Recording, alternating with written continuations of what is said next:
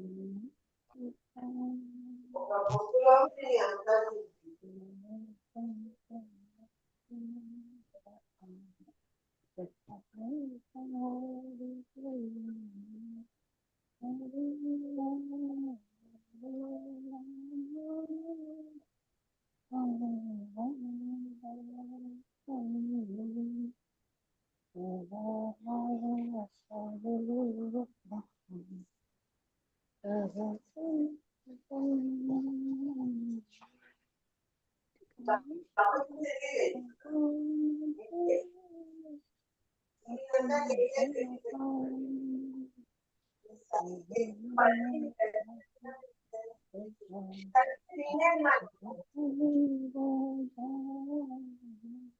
कृष्णा।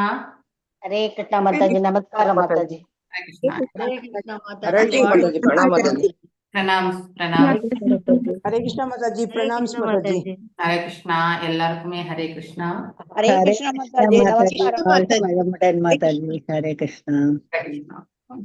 हरे कृष्णा माताजी, नमस्कार। नमस्कारम। ओम नमो भगवते वासुदेवाय। ओम नमो भगवते वासुदेवाय। ओम नमो भगवते वासुदेवाय।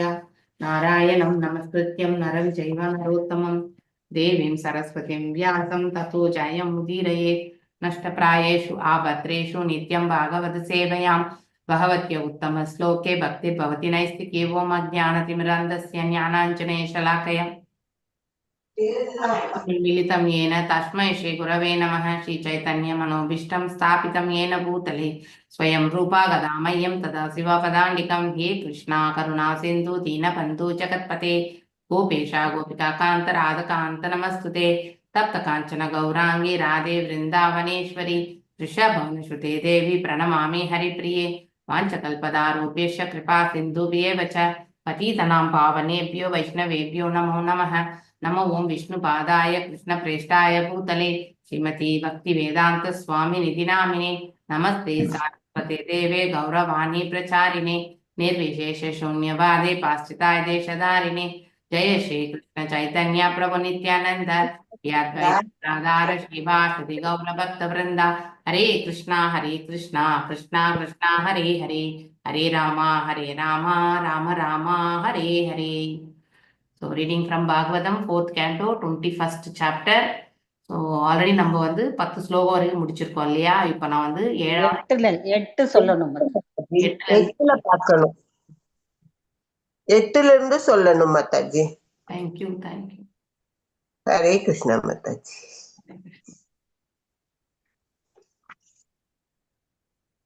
8, 9, 10.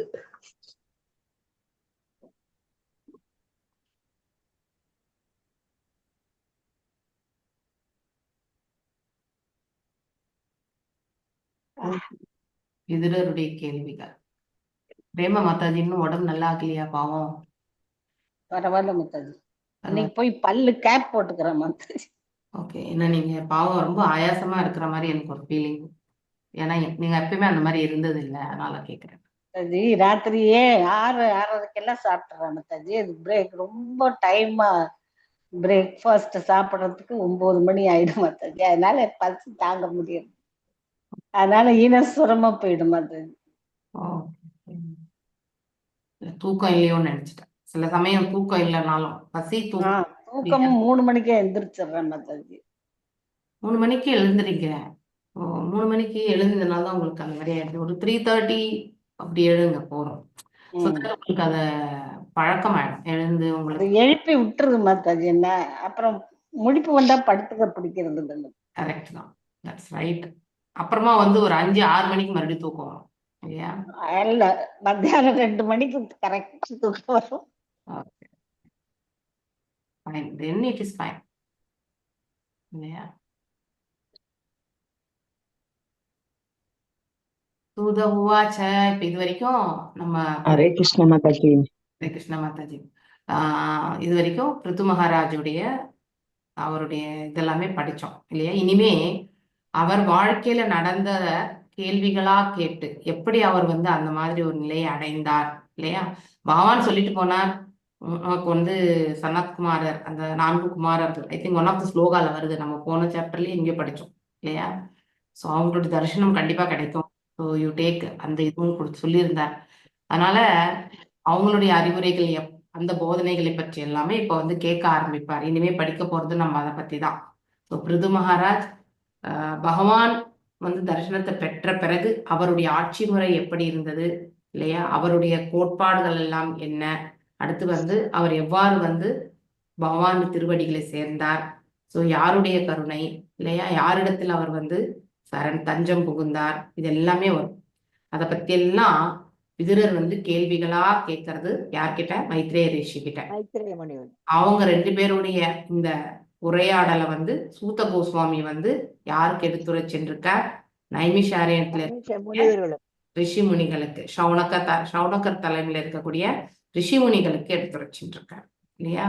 ஸோ இப்படி நாம் இந்த கான்வர்சேஷனை வந்து எடுத்துட்டு போறோம். ஸோ இனிமே படிக்கிறது எல்லாமே பிருது மகாராஜ் இருந்த காலத்துல நடந்த நிகழ்வுகளை பற்றி தான் கேள்விகளும் பதில்களுமா நாம் இந்த இடத்துல பார்க்க போறோம். ஓகேங்களா? எனி டவுட்ஸ், கன்ஃபியூஷன் இருக்கக்கூடாது. ஓகே. சூத உவாச்ச, எங்கேயாவது டவுட் வந்தா உங்களுக்கு அது புரியல அப்படின்னாக்கா அங்கேயே வந்து என்னை வந்து நிறுத்தி கேளுங்க. அப்பதான் உங்களுக்கு அந்த இடத்துல அப்படியே கிளியர் ஆயிடும். இல்லைன்னா அதை அப்படியே மூட்டை கட்டி வச்சுட்டீங்கன்னா உங்களுக்கு ஒண்ணுமே புரியாது. சரி, பாகவதம் எல்லாமே கதை மாதிரி தெரிஞ்சாலும் உங்களுக்கு அதை வந்து புரிந்துக்கிறோன்ற அளவுக்கு உங்களுக்கு அந்த பக்குவத்தை வந்து வரவழைக்கணும்னா எங்க டவுட் வருதோ அங்க நீங்க கேட்டுடணும். இல்லைன்னா கஷ்டம். No issues. என்னால அப்ப சொல்ல முடியலனாலும் அதை முடிச்ச பிறகு நான் கண்டிப்பா சொல்லுவேன். அதையும் நான் உங்களுக்கு சொல்லிடுவேன். அதனால நான் எதுவும் தப்பாவே நினைச்சுக்க மாட்டேன். ஓகே, சரிங்களா? கேட்கணும். பிரேம மாதாஜி நடுவில் வந்து கேட்பாங்க இல்லையா. ஸோ அந்த அவங்க கேட்கறதுனால நிறைய பேருக்கு இருக்கக்கூடிய டவுட் எல்லாமே கிளியர் ஆகும். ஓகே, என்கிட்ட அந்த குகோலோக சார்ட், பெரிய சார்ட் இருக்கு. அதை வச்சு உங்களுக்கு எப்பயாவது ஒரு நாள் நான் அதை விவரிச்சு, அது எங்க மாதாஜி இந்த ஹூக் மாதிரி ஃபிக்ஸ் பண்றது இருக்குல்ல மாதாஜி, அதை ஒட்ட வச்சீங்கன்னா அதுல மாட்டலாம் மாதாஜி. ஆமா, 2 ஒட்டுங்க மாதாஜி. 2 ஒட்டுனீங்கன்னா வெயிட் தாங்கும். நல்லா ஒட்டிட்டு அதுல மாட்டுங்க மாதாஜி. பார்த்துட்டே இருக்கலாம். கரெக்ட். அது அப்படியே இருக்கு. இன்னும் அதை ஓப்பனே பண்ணல. நான் 4 வருஷம் ஆயிடுச்சு. சூத உவாச்ச தத் ஆதிராஜஸ்ய யசோ விஜృంభిதம் குணைர் அசேஹை குணவத் சபாஜிதம் ஷத்தா மகாபாகவத சதஸ்பதே கௌஷாரவிம் அப்ராஹ பிரணந்தம் அர்ஷயன். சூத உவாச்ச, சூத கோஸ்வாமி கூறினார், தத் அந்த, ஆதிராஜஸ்ய உண்மையான அரசன், யஷ கௌரவம், விஜృంభిதம் மிகவும் தகுதி வாய்ந்த, குணை குணங்களினால், அசேஷை அளவற்ற, குணவத் தகுந்த முறையில், சபாஜிதம் புகழ்கின்ற, ஸ்ரத்தா விதுர், மகாபாகவத உயர்ந்த தெய்வீக பக்தர், சதஹ பதே பதே உயர்ந்த முனிவர்களின் தலைவர்கள், கௌஷாரவின் மைத்ரேயருக்கு பிராக கூறினார், கிருணந்தம் பேசிக்கொண்டு, அர்ச்சயன் மரியாதைக்குரிய வந்தனங்களை அர்ப்பணித்தார். சூத கோஸ்வாமி தொடர்ந்து பேசுறார். ஆக்சுவலி, சௌனகரே, உயர்ந்த முனிவர்களின் தலைவரே, மைத்ரேய முனிவர் விதுரரிடம் உண்மையான அரசரும் முழுமையான தகுதி பெற்றவரும் பெருமை மிக்கவரும் உலகம் முழுவதும், இதெல்லாமே குளோரிபிகேஷன் யாரு? பிருது மகாராஜுக்கு. முழுவதும் புகழப்பட்டவருமான பிருது மகாராஜாவின் பல்வேறு செயல்களை பற்றி கூறியவுடன் சிறந்த பக்தரான விதுரர் என்ன செய்தார்? மிகவும் பணிவுடன் மைத்ரேய முனிவரை பிரார்த்தித்து கீழ்கண்ட கேள்விகளை எல்லாமே கொஷின்ஸா இப்ப வந்து கேட்க போறார். சோ இப்போ சூத கோஸ்வாமி சௌனகர் மத்தியில உரையாடல் வந்து நடந்துட்டு இருக்கு. ஆனா அந்த உரையாடல் வந்து இவங்க 2 பேரும் பேசினதை வந்து சூத கோஸ்வாமி வந்து சௌனகர் அந்த தலைமையில இருக்கக்கூடிய ரிஷிகளுக்கு எடுத்துரைச்சுட்டு இருக்காரு. ஓகே, ஹரே கிருஷ்ணா. யாரோ அன்மியூட்ல இருக்கீங்க, கொஞ்சம் மியூட் பண்ணிக்கோங்க. கர்கரன் சவுண்ட் வந்துட்டே இருக்கு. விதுர உவாச்ச ஷோ அபிக்ஷக்த பிரதுர் விப்ரை லப்தாஷே சூரா ஹனஹ பிப்ரத்ஸ வைஷ்ணவம் தேஜோ பாஹவோர் யாப்யாம் துதோஹகாம். விதுர உவாச்ச, விதுரர் கூறினார், சா அவர், பிருது மன்னர், அபிக்ஷித அரியணையில் அமர்ந்த பின், பிருது மன்னர், விப்தகை மகாமுனிவர்களாலும் அந்தணர்களாலும், லப்த அடைந்தார், அசேஷ கணக்கில் அடங்காத சூர அர்ஹன தேவர்களின் அன்பளிப்புகள், பிப்ரத் விரிவடைந்து, சா அவர், வைஷ்ணவம் பகவான் விஷ்ணுவின் மூலம் பெற்றுக்கொண்ட, தேஜ வலிமை, பாஹோ கரங்கள், வியாப்யாம் அதனால், ததோக பயன்படுத்தி, காம் பூமி. விதுரர் கூறினார், என் அன்பிற்குரிய அந்தனர் மைத்ரேயரே, மகா முனிவர்களாலும் அந்தணர்களாலும் பிருது மன்னர் அரியணையில் அமர்த்தப்பட்டதை நினைக்கும் பொழுது, அதாவது புத்தி மேன்மை அடைகிறது அப்படின்னா, அவருடைய உணர்தலை மேன்மைப்படுத்திக் கொள்ள முடிஞ்சதுன்னு சொல்லிட்டு விதுரர் சொல்றாரு. அப்படின்னா அவர் புரிந்து கொள்கிறார். சோ யாரை பற்றி? பிருது மன்னருடைய உயர்வான நிலையை பற்றி. ஏன்னா பகவானே தரிசனத்தை கொடுத்தாச்சு. பகவான் நேர்ல வரணும்னா அவரை தரிசிக்கக்கூடிய நபர் எப்படிப்பட்டவரா இருக்கணும், அந்த குவாலிஃபிகேஷன் நமக்கு கண்டிப்பா தெரியணும். அதை ரொம்ப அழகா புரிஞ்சுக்க முடியுது அப்படின்னு சொல்லிட்டு விதுரர் இந்த இடத்துல ரொம்ப ரொம்ப ரொம்ப சிம்பிளா ரொம்ப அழகா சொல்றாரு. ஆக்சுவலி புத்தி மேன்மை அடைகிறது, இந்த வார்த்தை ரொம்பவுமே நல்லது. இன்டெலிஜென்ஸ், ஒருத்தருடைய அறிவு மிகவும் அதாவது முக்கியமான ஒரு பாகம் ஒரு வாழ்க்கையில ஒருத்தருக்கு இல்லையா. ஆனா உன்னதமான அறிவை புரிஞ்சுக்கிறது அதை விட இன்னும் மிக மிக மேன்மையானது இல்லையா. நாம் இங்க வாழ்வதற்காக புத்தியை உபயோகப்படுத்துறது ஃபர்ஸ்ட் லெவல். ஆனா இந்த வாழ்க்கையிலிருந்து நாம மேன்மையான ஒரு வாழ்வை அடையணும்னு நினைக்கிறது, அத்தகைய ஞானத்தை பெறுவது மிக மிக அரிதானது. சோ அந்த ஒரு நிலையை தான் இந்த இடத்துல விதுரர் எண்ணி பார்க்கிறார், எடுத்து சொல்றார். தேவர்கள் எல்லோரும் அவர் கழித்த கணக்கிலடங்காத பரிசுகளோடு பகவான் விஷ்ணுவிடமிருந்து அவர் தனிப்பட்ட முறையில் என்ன பெற்றார்? எப்பொழுதுமே அவருக்கு பக்தி தொண்டு புரியக்கூடிய பக்தியை பெற்றார் இல்லையா. அவர் பெற்ற ஆற்றலினையும் சேர்த்து அவர் தன் செல்வாக்கினை பெருக்கிக் கொண்டார். ஓகே, அவருடைய புகழ் அறங்கள் அதாவது பெருகியது. சோ அவருடைய நல்ல ஒரு செயல்பாடுகள். சோ பக்தியில இருக்கிறவங்களுடைய செயல்பாடுகள் எப்பவுமே பக்குவத்தோடு செயல்படுத்தும், அது அடுத்தவர்களுக்கும் நன்மை பயக்கும் இல்லையா. சோ இப்பதான் மாதாஜி அங்க கிளாஸ் எடுத்தாங்க. சோ நம்ம எல்லாரும் கூட ஒரு யோகத்திலேயோ ஒரு அதாவது இந்த புலன்களை கட்டுப்படுத்தி இல்லையா, அந்த மாதிரி ஒரு நிலையில ஒரு மிஸ்டிக் யோகியா மாறக்கூடிய தன்மை உண்டு இல்லையா. ஜீவாத்மா பரமாத்மா இந்த நிலைகள் வேறு அளவுல மட்டும்தான் நம்ம பார்க்கறோம்னு கிடையாது. குவாலிட்டியில கூட மிஸ்டிக் யோகம் கண்டிப்பா இறைவனுக்கு ஒத்தது கிடையாது. யோகேஸ்வரர் அப்படின்னு சொல்லப்படுவது யாருக்கு? பகவானுக்கு சோ யோகேஸ்வரர் அப்படின்னா மாஸ்டர் ஆஃப் ஆல் யோகாஸ் இல்லையா. நாமெல்லாம் ஒரு யோகத்தை தான் பயிற்சி செய்ய முடியும். ஆனா அந்த யோகங்களையே தன்னுடைய கட்டுப்பாட்டுல வச்சிருக்கிறவர் யாரு? பகவான். சோ யோகங்களுடைய தலைவர். மேலும் அளவுல மட்டும் கிடையாது, அவருடைய குவாலிட்டிலுமே நம்மளால கம்பேர் பண்ண முடியாது இல்லையா. சோ நம்ம எல்லாருமே பௌதீகம். மேலும் ஒரு மிஸ்டிக் யோகி முழுமையடையாத யோகியா இருக்கிறதுக்கான காரணம் ஏன்னா, அவர் அங்கே இறைவனை விட தன்னுடைய அதாவது பவர்ஸை பெருக்கிக்கிறதுக்கு தான் அதை செய்வார் இல்லையா. சோ மிஸ்டிக் யோக பயிற்சிகள் செய்த அனிமா லகிமா இதெல்லாம் அஷ்டாங்க யோக பயிற்சிகள்ல தன்னுடைய ஸ்பிரிச்சுவல் பவர்ஸை அபிவிருத்தி செய்துக்கிறதுக்கு தான் ஒரு யோகி முயற்சி பண்ணுவாங்க இல்லையா. ஆனா பகவானுடைய மிஸ்டிக் யோகம் இந்த பிரபஞ்ச நன்மைக்கானது இல்லையா. சோ நம்ம எல்லாருக்கும் தெரிஞ்ச கதை தான் இல்லையா. சாந்தி பருவத்துல தான் இந்த இது நடந்தது, யுத்தம் நடந்தது, மகாபாரத போர் இல்லையா. சோ அந்த சாந்தி பருவம் இருக்கும் பொழுது, யுத்தம் நடக்கும் பொழுது ஜெயத்ரதனை பற்றி உங்களுக்கு நல்லாவே தெரியும். அபிமன்யுனுடைய மரணம் அவனால தான் நிகழ்ந்தது இல்லையா. அன்னைக்கு அவனுடைய வீர மரணம் நிகழ வேண்டியதுதான். அது முன்னரே கிருஷ்ணருக்கு தெரியும். அதனால அர்ஜுனன் அங்கிருந்தா மிகவும் சங்கடமாகும் என்பதால அவருக்கு எங்கேயோ ஒரு இடத்துல, அதாவது எக்ஸாக்ட்லி யார் மகத அரசனா யாருன்னு தெரியல, போர் புரியறதுக்காக அவருடைய நாட்டுக்காக படையெடுத்து வந்ததுனால அங்கே அவர் செல்ல வேண்டிய ஒரு நிர்பந்தத்தை இது எல்லாமே இறைவனால படைக்கப்பட்ட ஒரு இதுதான், சூழல் தான். எல்லாத்துக்குமே காரணம் அவர் தானே, காரணங்களுக்கெல்லாம் காரணம் இல்லையா. சோ அந்த இடத்துக்கு அர்ஜுனரை அழைச்சிட்டு போயிடுறார். இங்கே அபிமன்யு சக்கர வியூகத்துல மாட்டிக்கிறான். ஸோ சக்கர வியூகத்துல இருந்து அவனுக்கு உள்ள போக தெரியுமே ஒழிய அவனுக்கு வெளியில வர தெரியாது, அந்த கலை அவனுக்கு தெரியாது. ஓகே, ஸோ உள்ள சென்ற பிறகு ஜெயத்ரதனுக்கு ஒரு வரம் உண்டு. அவன் ஒரு நாள் சிவபெருமானிடம் பெற்ற வரம் வந்து ஒரு நாள் எந்த சக்தியாலுமே அவனை வெல்ல முடியாது, அந்த வரம் அவனுக்கு உண்டு.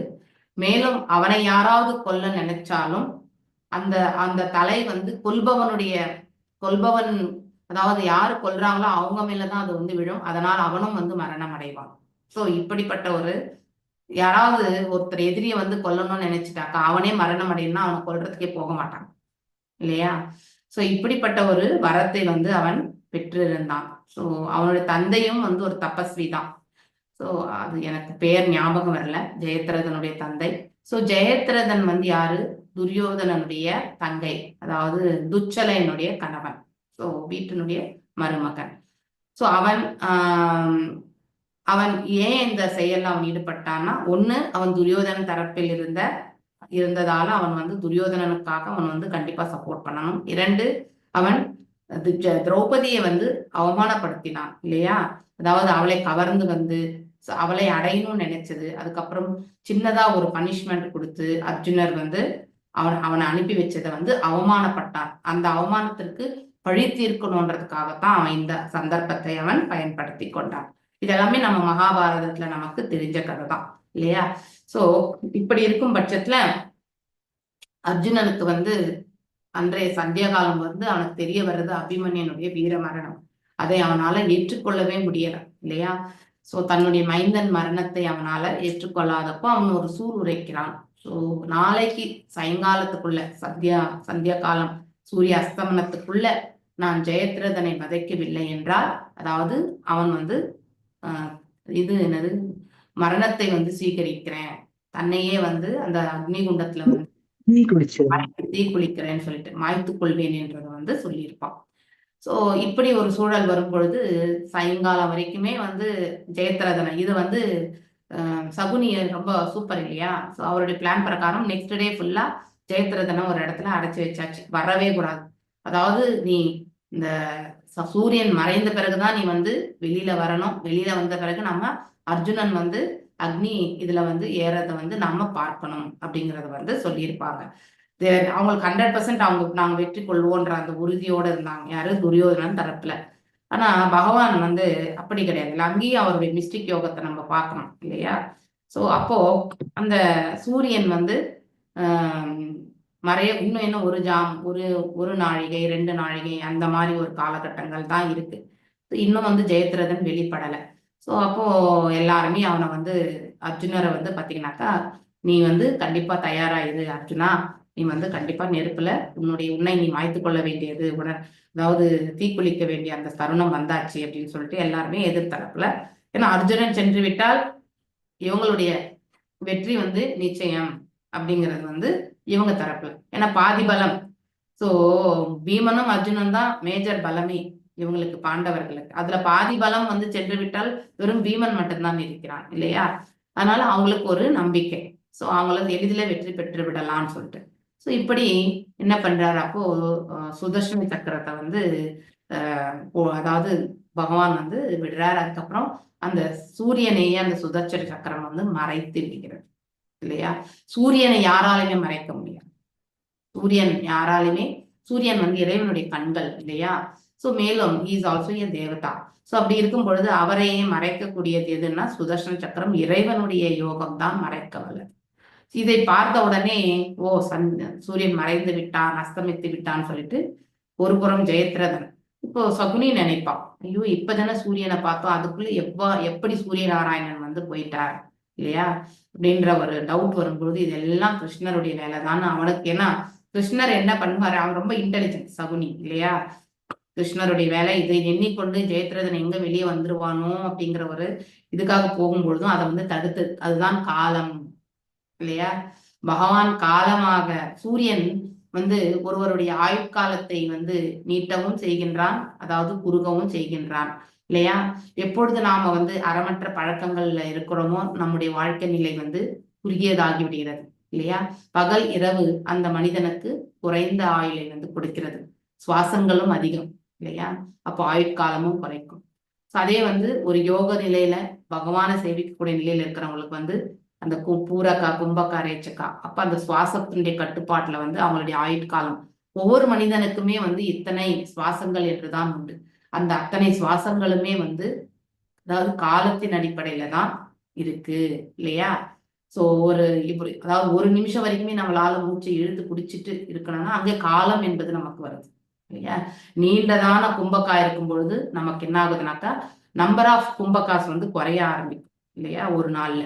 இப்போ வந்து ஒரு ஆவரேஜா ஒரு மனிதன் வந்து ஒரு ஒரு நிமிஷத்துக்கு வந்து 10 சுவாசம் பண்றான்னு வச்சுக்கோங்களேன். அப்ப 10 கும்பக்காய் இருக்குன்னு அர்த்தம் இல்லையா? சோ அந்த 10 கும்பக்கா வந்து ஒரு ஒரு ஆயுட்காலம் எடுத்துக்கும் பொழுது அந்த மனிதனுக்கு 70 ஆண்டுகள் 80 ஆண்டுகள் என்று இருந்தால் அந்த கும்பக்காவை வந்து 10 ஒரு நிமிஷத்துக்கு 10 வந்து 5ஆ குறைச்சிட்டாங்கன்னு வச்சுக்கோங்க. அப்ப அவங்களுடைய ஆயுட்காலம் வந்து பெருகும். சோ இப்ப தெரியறதா நமக்கு எங்கே வந்து காலம் வந்து நின்று இருக்கிறது. இதெல்லாமே கால்குலேஷன்ஸ் தான். ஓகே. சோ இது எப்படி நம்ம நீட்ட முடியும்? நாம அறப்பழக்கங்கள்ல ஈடுபடும் பொழுதும் இல்லையா? திருத்தொண்டு ஆற்று பொழுதும் இறைவன் எண்ணுவான் இல்லையா? நமக்கு அந்த சுவாச கட்டுப்பாட்டு இயற்கையிலேயே வரக்கூடிய தன்மை நமக்கு கண்டிப்பா வரும். சோ அப்ப நம்முடைய ஆயுட்காலம் என்பது நீண்டும் போகும். சோ அதனால நம்முடைய ஆயுட்காலம் நீளுவதும் குறைவதும் எல்லாம் நம்முடைய கையில தான் இருக்கு இல்லையா? எப்படி நாம அதுவும் போகக்கூடிய தருணங்கள் வந்து நிம்மதியா செல்லணும்னா நம்முடைய உடல் உபாதைகள்ல இருந்து நாம வந்து விடுபடணும்னா திருத்தொண்டுல இருந்து நாம திருத்தொண்டை என்னைக்குமே விட்டுறக்கூடாது. Okay, we should always be engaged. இப்போ அர்ஜுனன் வந்து அவனுக்கு சிதையும் வந்து ரெடி பண்ணிடுறாங்க, நீ போகணும்னு சொல்லிட்டு. ஸோ அந்த நிலையம் வந்து ஓகே, இறைவனுடைய சித்தம் இதுவாக இருந்தா நான் வந்து அந்த சிதை கீழே வந்து எரிந்து சாம்பல் ஆகிறதுல எனக்கு ஒன்றும் கஷ்டம் இல்லைன்னு சொல்லிட்டு அவனும் தயாராயிடுவான். அதை பார்ப்பதற்காக ஜெயத்ரதன் வருவான். அந்த தருணத்துல என்ன பண்ணுவாரு கிருஷ்ணர் வந்து அந்த அதாவது சுதர்சன சக்கரத்தை வந்து மீண்டும் வந்து வாபஸ் எடுத்துருவார். உடனே சூரிய நாராயணன் இருப்பார். அப்ப அங்க இருந்து சொல்வார் கிருஷ்ணர், அர்ஜுனா இப்ப அவனை நீ கொல்லு அப்படின்னு சொல்லிட்டு. அப்ப அர்ஜுனர் என்ன பண்ணுவார்? பாஷ்பதாஸ்திரத்தை தான் உபயோகப்படுத்துவார். சோ அங்கே அவன் என்ன இலக்கு யார் மீது வைப்பான்? அவருடைய தந்தை மீது வைப்பான். சோ யாரு? ஜெயத்ரதனுடைய தந்தை மீது அவருடைய தலை போய் அந்த ஜெயத்ரதனுடைய தலை வந்து அவருடைய தந்தையின் மடியில போய் விடும். அவர் பேர் கூட ரொம்ப அழகான பேர், ஆக்சுவலி எனக்கு டக்குன்னு ஞாபகம் வரல. அப்போ அவருடைய தந்தையும் மரணிக்கிறார், அவனும் மரணிக்கிறான். ஸோ இதுல இருந்து நமக்கு என்ன தெரியறது? எதுவுமே நம்ம கையில கிடையாது அப்படிங்கிறது வந்து ஒவ்வொரு க்ஷணத்திலையுமே நம்மளால புரிஞ்சுக்க முடியாது இல்லையா? இப்படி நம்ம புரிந்து கொள்ளும் பொழுது அப்ப நம்ம செயல்கள் எல்லாமே வந்து பக்குவத்தை அடையறதுக்கான மார்க்கத்துக்கு. ஸோ எது நம்ம அதாவது எந்த மார்க்கம் நம்மள வந்து நற்பாதை, நற்கதி இதெல்லாமே நமக்கு வந்து வழங்குகிறதோ அதை நாம செய்வதற்கு முனைய வேண்டும் என்ற அந்த மனசு வந்து நமக்கு வந்து அறிவுறுத்துகிறது. அப்ப நாம அறப்பழக்கங்கள் ஒருத்தர் வந்து தானாகவே திருந்த வேண்டியதுதான். சில சில விஷயங்கள் எல்லாமே நம்ம ஒரு காலகட்டம் வரைக்கும் தான் குழந்தைங்களுக்கு கூட நம்ம சொல்ல முடியும். ஒருவேளை அவங்க வயது பெரியவங்க ஆன பிறகு நாம அவங்களுக்கு வந்து ஒரு நண்பனாக இருந்து தான் வழி நடத்த முடியுமே ஒழிய தாய் தந்தை என்ற தோரணையிலிருந்து கண்டிப்பா வழி நடத்தவே முடியாது. அதை அவங்க ஏற்றுக்கொள்ளவே மாட்டாங்க. இது இது இயற்கையினுடைய நியதியும் கூட இல்லையா? ஸோ வயது வந்த பிள்ளைகள் இடத்துல நாம அன்பு மற்றும் வந்து நண்பன் இல்லையா அந்த அந்த ஒரு தோரணையில சென்றால் பிள்ளைகளை வந்து நல்வழியில எடுத்துட்டு போக முடியும். நாம கோவப்படுறது, அதுக்கப்புறம் வந்து அவங்களை அடிக்கிறது, இதெல்லாமே சிறு பிள்ளையில செய்த செயல்கள் எல்லாமே நம்ம பெரியவங்க ஆன பிறகு கூட நிறைய பேர் வீட்டுல இன்றைக்கு கூட உண்டு. அந்த கோபம் வரும்போது தாய் தந்தையர் வந்து அடிக்கிறது கூட உண்டு. ஆனா அதனால அந்த குழந்தை வந்து ரஃப் ஆயிடுமே தவிர நாம் எந்த நோக்கத்திற்காக அடிக்கிறோம், எந்த நோக்கத்திற்காக நாம வந்து சொல்றோன்றதே தெரியாது. எஸ் உஷா மாதாஜி, நீங்க ஏதோ சொல்ல வரீங்க. ஹரே கிருஷ்ணா. ஹரே கிருஷ்ணா மாதாஜி. நீங்க ஜெயத்ரதனோட அப்பா பேர் கேட்டீங்கல்ல, அவர் பேர் வந்து விருத்தாக்ஷரன். ஓகே, விருத்தாக்ஷரன். ஓகே ஃபைன், எனக்கு ஞாபகம் இல்லை. தேங்க்யூ மாதாஜி. அவருக்கு வந்து ரெண்டு பசங்களும் 3 பசங்க இருக்காங்க. ஜெயத்ரதன் ஒன் ஆஃப் த சன்ஸ். ஆமா, ஜெயத்ரதன் ஒன் ஆஃப் த சன்ஸ். ஆனா அவன் வந்து வரத்தையும் அந்த மாதிரி பெற்றிருந்தான் இல்லையா? ஆமா, யார் மடியில போய் அந்த தலை போறதோ அவங்க சுக்குநூறு ஆயிடுவாங்க. ஆமா, அந்த மாதிரிதான் அவரோட தந்தைக்கு பாசுபதாஸ்திரம் அங்கதான் உபயோகப்படுத்தப்பட்டது இல்லையா அர்ஜுனனா? சோ இப்படி எல்லாவற்றுக்குமே காரணம் இல்லையா ஈஸ்வர பரம கிருஷ்ண சச்சிதானந்த விக்கிரக அநாதிர் ஆதிர் கோவிந்தக. அநாதி அப்படின்னா எங்க எந்த காலம் தொட்டுன்றதே நமக்கு தெரியாது இல்லையா? அப்படி அநாதி காலத்திலிருந்துன்னு சொல்லுவாங்க. காலம் எங்கிருந்து பிறந்ததுன்றதும் நமக்கு தெரியாது. சோ அந்த மாதிரி காலகட்டத்திலிருந்தே ஆதியாக இல்லையா, முதன்மை இல்லையா, பிரிமீவல் லார்ட் இல்லையா, அநாதிர் ஆதிர் கோவிந்தக, கோவிந்தர் தான் இருந்தார் இல்லையா. அதாவது சர்வ காரணம், அனைத்து காரணங்களுக்கும் மூல காரணம் அவர்தான் இல்லையா. அதுலயே நம்ம வந்து வேறுபாட கண்டிப்பா தெரிஞ்சுக்கணும் இறைவனுக்கும் நமக்கும். சோ இறைவனுடைய இது எதற்காக இது சொல்லப்பட்டது என்றால், சூரிய நாராயணன் நிறைய பேர் நம்ம செகண்ட் அபராதம் வந்து படிக்கிறோம் இல்லையா, அதாவது தேவர்கள் எல்லாம் சிவன் மற்றும் பிரம்மாவை வந்து நாம சுதந்திரமானவர்களோ இல்லை வந்து இறைவனுக்கு சமமாகவோ எண்ணி நாம வழிபடக்கூடாது அப்படின்ட்டு. ஆனா இன்னைக்கு நடத்தின அந்த ஸ்லோகத்துல வந்து சூரிய நாராயணரை வந்து வணங்குறாங்க இல்லையா. அப்ப எப்படின்ற ஒரு கொஸ்டின் வந்து கான்ட்ரவர்ஷியலா வந்து ஒரு பிரபு கேட்டார். ஆனா அந்த பர்பட்லயே ரொம்ப அழகா சொல்லப்பட்டிருக்கு. சூரிய நாராயணரை வணங்கும் பொழுது இறைவனை வணங்கக்கூடிய பிராப்தத்தை நாம பெறுகின்றோம் அப்படிங்கிறதையுமே வந்து பிரபுபாதர் வந்து அந்த ஸ்லோகத்தினுடைய வியாக்கியானத்துல வந்து ரொம்ப அழகா கொடுக்கப்பட்டதாக சொல்லப்படுது. ஏன்னா Surya Narayana is always visualising the supreme personality of God. அதுக்கப்புறம் வந்து 24/7 நம்ம இந்த உலக கணக்கு பிரகாரம் டைம் எப்படி கால்குலேட் பண்றோம், 24 மணி நேரம் 7 நாட்கள் இல்லையா. சோ அந்த கணக்கு பிரகாரம் கூட நீங்க எடுத்துக்கும் பொழுது எப்பொழுதுமே அவர் வந்து செயலாற்றி கொண்டே இருக்கிறார், இறை தொண்டு பண்ணிட்டே இருக்கார் இல்லையா. இறை தொண்டு என்பது தனக்கானது கிடையாது. நாம் எப்பெல்லாம் இறை தொண்டு செய்கின்றோம் என்று எண்ணுகின்றோமோ அதுல வந்து நம்முடைய சுயநலம் கண்டிப்பாக கலக்கவே கூடாது இல்லையா. ஆனா அந்த சுயநலமற்ற சேவையில ஈடுபடும் பொழுது எப்பயாவது நம்மளுடைய சங்கடத்திற்காக யோசனை பண்ணா கூட ஓகே இது அந்த அந்த அந்த நினைவுகள் வந்து கடைசி வரைக்குமே இருக்காது. ஏன்னா நாம் எப்படி பழகி இருக்கிறோமோ அந்த ஒரு பாவம் தான் நம்ம கிட்ட வரும். ஒருத்தர் எப்பவுமே வந்து தன்னுடைய சுயநலத்திற்காகவே வேண்டின்னு இருக்காங்கன்னா அவங்க எப்பவுமே வந்து அதாவது எந்த அளவுக்கு அவங்க வந்து பக்குவம் அடையறதுக்கு முயற்சி பண்ணாலும் ஏதோ ஒரு தருணத்துல வந்து அவங்க சுயநலத்திற்காக வேண்ட வேண்டிய சுச்சுவேஷன் அவங்க மனசு வந்து கொடுக்கும் இல்லையா. அதே ஒருத்தர் வந்து எந்த எதிர்பார்ப்பும் இல்லாம, இது எல்லாமே குவாலிஃபிகேஷன்ஸ் தான். ஒருத்தர் எந்த எதிர்பார்ப்பும் இல்லாம இறை தொண்டுல தன்னை ஈடுபடுத்தி கொண்டிருக்கிறார் என்றாலும், அவரை சுற்றி சங்கடங்கள் இருந்தாலும் ஒரு க்ஷணம் அவர் வந்து அவங்களுக்காக பிரார்த்தனை பண்ண நினைச்சா கூட அது காலப்போக்குல வந்து அந்த பிரார்த்தனைகள் கூட அவங்களுக்கு வராது. 2 விதமான நிலைகளுமே வந்து நாம பார்க்க முடியும் இல்லையா. பௌதிக கண்ணோட்டத்தோடையே செய்யக்கூடிய ஒருத்தன் வந்து அதன் மீது ஒரு காலகட்டம் வரும்பொழுது விரக்தி அடைந்தால் ஒழிய போரும்பா இனிமே நம்ம இந்த பௌதீகத்துக்காக வேண்டது அப்படிங்கறது வந்து அவனாக விட்டால் ஒழிய இல்லையா, அவன் எப்பொழுதுமே அவ்வாறே அவனுடைய பிரார்த்தனைகள் வந்து அமைய பெற்றுவிடும். எந்த எதிர்பார்ப்பும் இல்லாமல் இறைவனுடைய தொண்டு தான் இதை செய்யணும்னு நினைச்சுன்னு செய்யக்கூடியவங்களுக்கு வந்து பௌதிக லாபங்களுக்காக அவர்கள் எப்பொழுதுமே வேண்ட மாட்டார்கள். 2 விதமான நபர்களை நாம பார்க்கணும். இப்ப இந்த 2ஆம் ரகம் தான் வந்து சூரிய தேவன் கூட சூரிய நாராயணர் என்று கூட சொல்லப்படுது இல்லையா. நம்ம சூரிய நாராயணர் என்றுதான் நம்ம வந்து வழிபடுறோம் இல்லையா. சோ அவராலதான் இந்த பிரபஞ்சத்துல விளைச்சல் எல்லாமே இருக்கு. விளைச்சல் இல்லைன்னா இருக்காது. இந்த பிரகாசம் இல்லை என்றால் வெப்பம் மற்றும் இந்த பிரகாசம் இல்லை என்றால் விளைச்சல் என்பதே இருக்காது. சோ அங்க மாதாஜி கூட சொன்னாங்க அண்டார்டிகால எந்த இடத்துல சூரிய பிரகாசம் இல்லையோ அந்த இடத்துல வந்து விளைச்சல் இருக்காது. அந்த விளைச்சல் இல்லைன்னா அங்க இருக்கக்கூடிய உணவு பழக்கங்களே வந்து வேறுபட்டதாக இருக்கும் இல்லையா. It is all the position நம்ம எங்க அமைய பெற்றிருக்கின்றோம் என்று.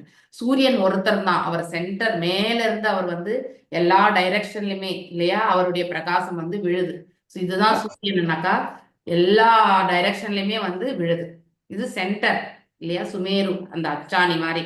ஆனா நம்ம வந்து இந்த நம்ம லொகேஷன் அவருடைய சுற்றி வருதல் வந்து north to south and south to north. இதுதான் அவருடைய, அதாவது நம்ம ஒரு இடத்துல நார்த் போல் சவுத் போல் இல்லையா கொடுக்குறோம் இல்லையா, அது வந்து ஒரு சுற்று வரும் பொழுதே நமக்கு வந்து ஃபுல் ஒரு சம்வத்சரம். இப்ப நார்த் சவுத்துக்கு வராரு, அதுக்கப்புறம் சவுத்துல இருந்து நார்த்துக்கு போவார். இதுதான் ஒரு சுற்று. ஓகே, புரியுறது இல்லைங்களா சூரியன் எப்படி வட்டம் சுற்றுகிறார் என்று? புரியுறதா? புரியுது மாதாஜி இல்லையா. அதுதான் நம்ம உத்தராயணம் தட்சிணாயணம் சொல்றது இல்லையா. சோ அப்போ அவர் ஒரு சுற்று வந்து எப்படி கணக்கு வருது, ஒரு உத்தராயணம் ஒரு தட்சிணாயனத்தை வந்து அவர் வந்து சுற்றி வரும்பொழுது ஒரு சம்வத்சரம் அப்படிங்கறது வந்து நாம தெரிஞ்சுக்கிறோம் இல்லையா. பருவ காலங்கள் எல்லாம் கூட அதற்கேற்ற மாதிரிதான் நடைபெறுகிறது.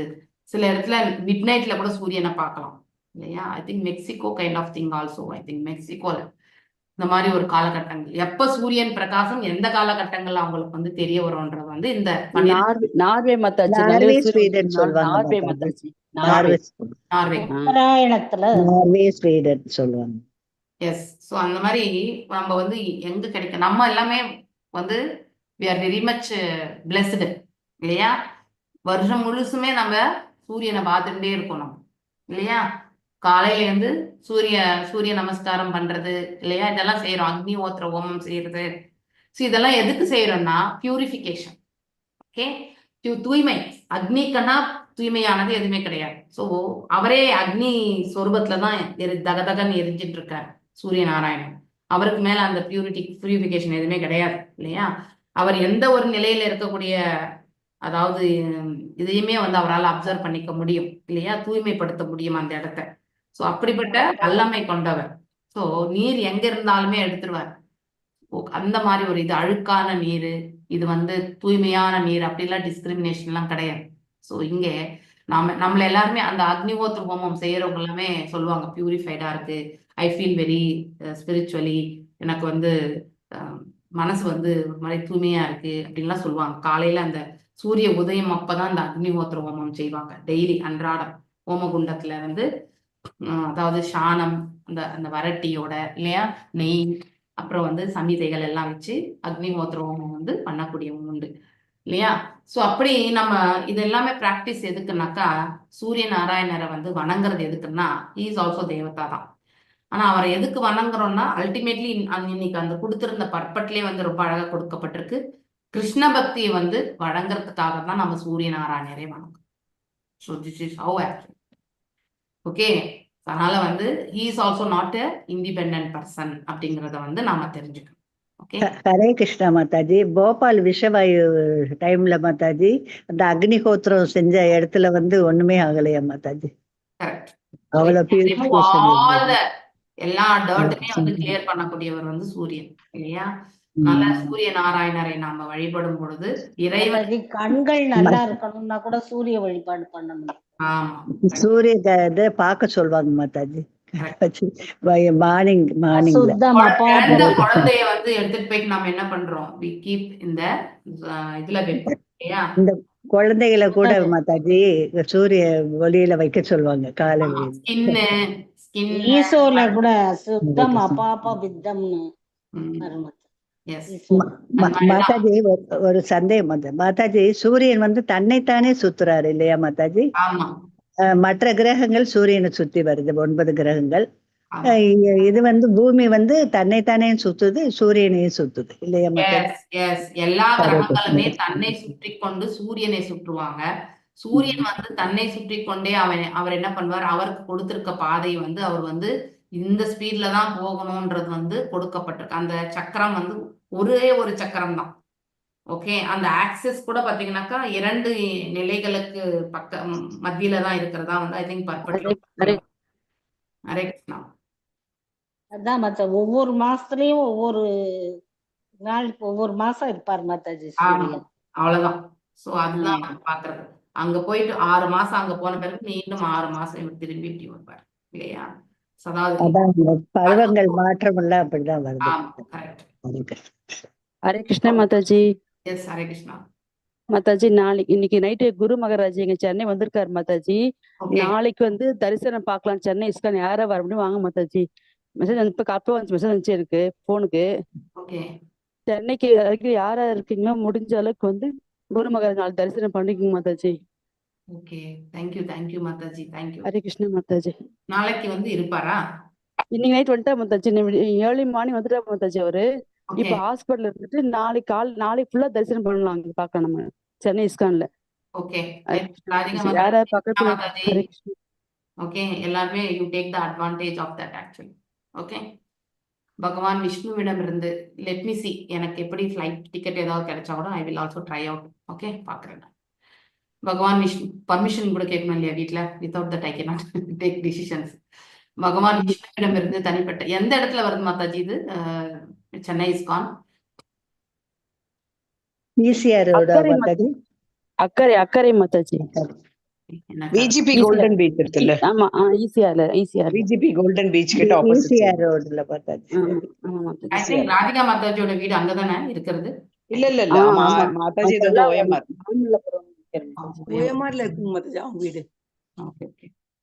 Bhagwan Vishnu Midam. Okay, thank you Mataji for giving the thing. I think who are all there in the Chennai la யாராவது இருக்கீங்களோ, please take the advantage. Don't miss it out.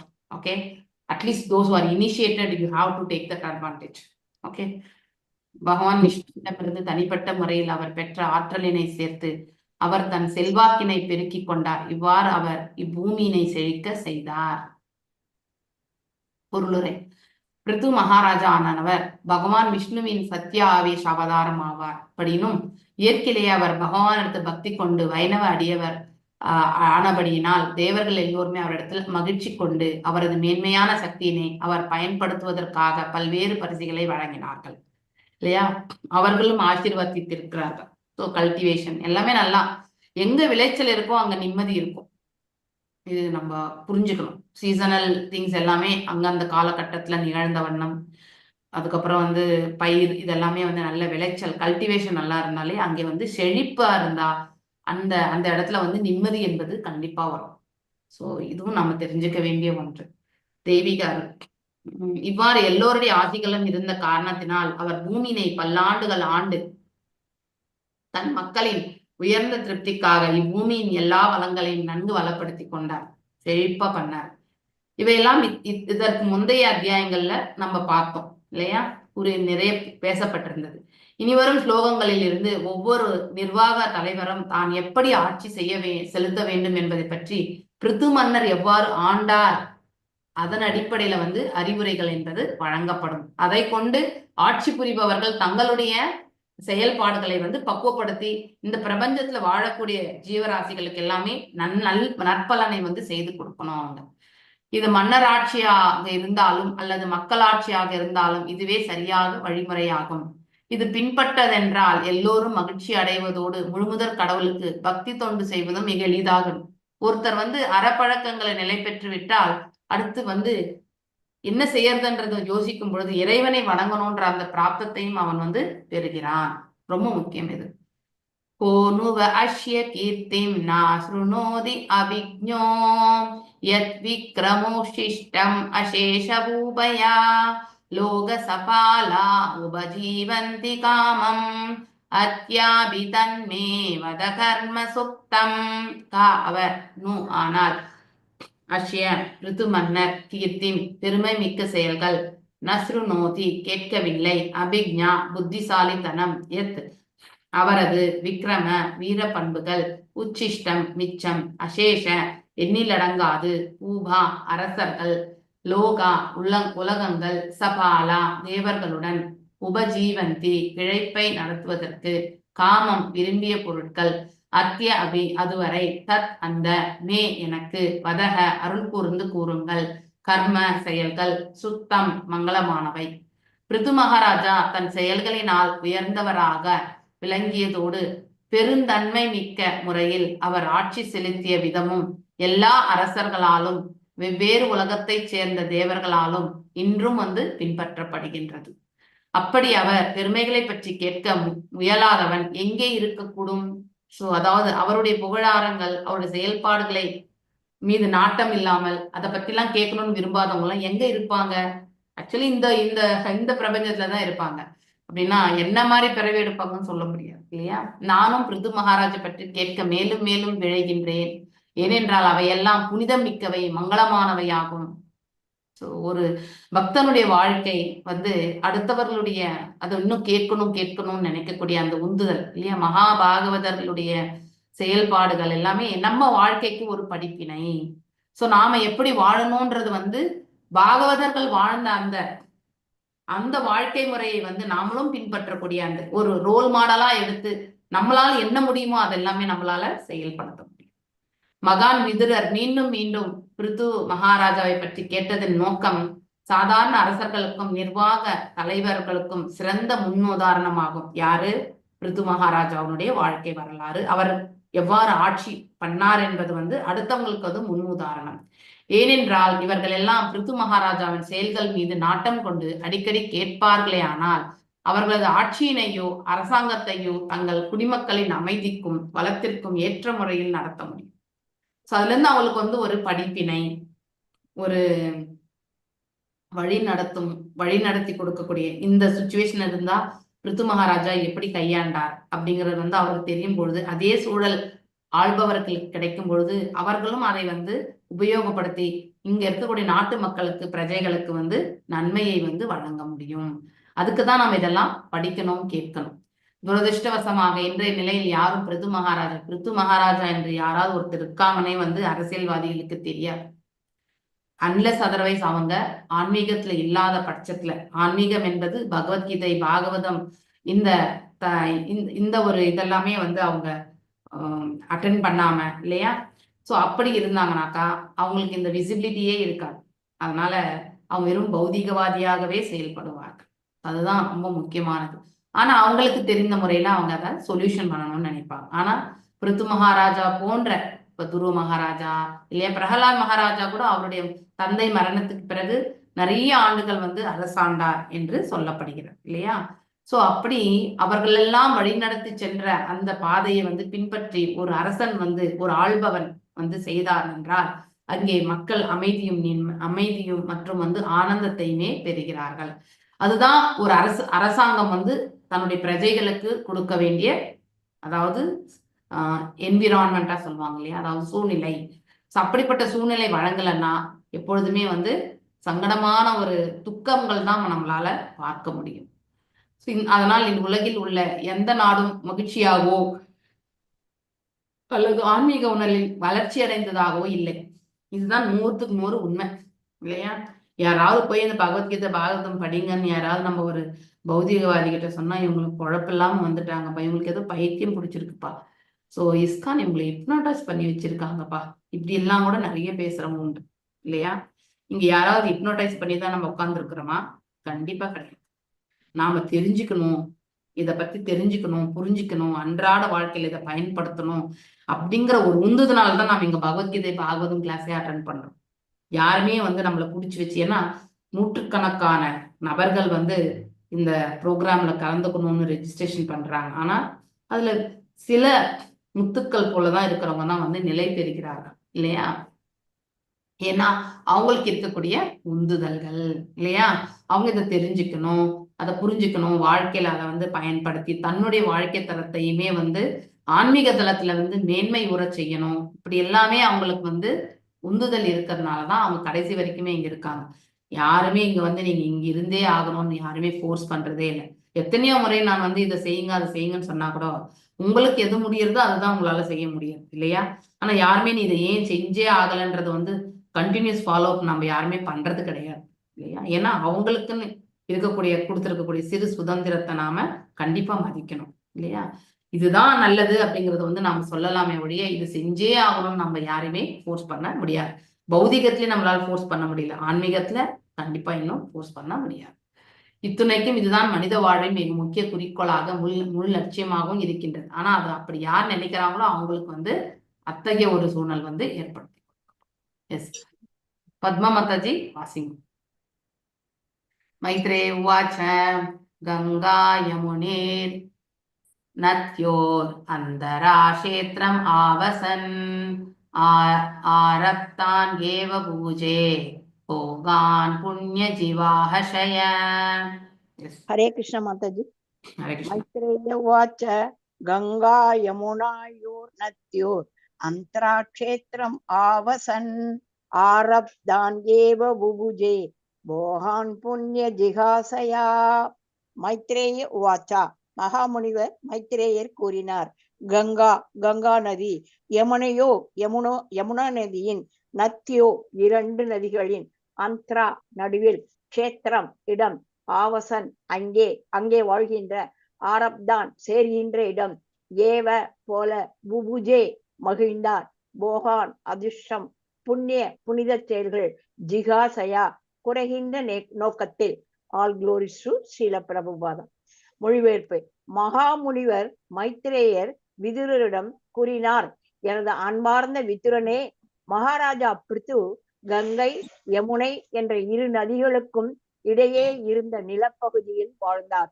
எல்லாவித செல்வ வளங்களும் பெற்ற அவர் தனது கடந்த காலத்தில் செய்த புண்ணிய செயல்களின் பலன்களை குறைப்பதற்காக தமது நல் அதிர்ஷ்டத்தை அனுபவிப்பது போல் தோன்றியது. பொருளுரை. நற்செயல் தீச்செயல் என்று சொல்வதெல்லாம் சாதாரண உயிர்களின் செயலில் குறித்து பேசப்படுவதாகும். ஆனால் பிருத்து மகாராஜாவோ பகவான் விஷ்ணுவின் அதிகாரம் பெற்ற அவதாரமாகையால் அவர் நற்செயல் தீச்செயல் போன்றவற்றின் பலன்களுக்கு ஆளாகிறவர் அல்ல. இதற்கு முன்பே நாம் விளக்கி இருக்கின்றபடி ஒரு உயிர் பரமபுருஷ பகவானால் ஒரு குறிப்பிட்ட நோக்கத்திற்காக அதிகாரம் அளிக்கப்பெற்றது என்றால் அது சத்தியாவேச அவதாரமாகும். பிருத்து மகாராஜா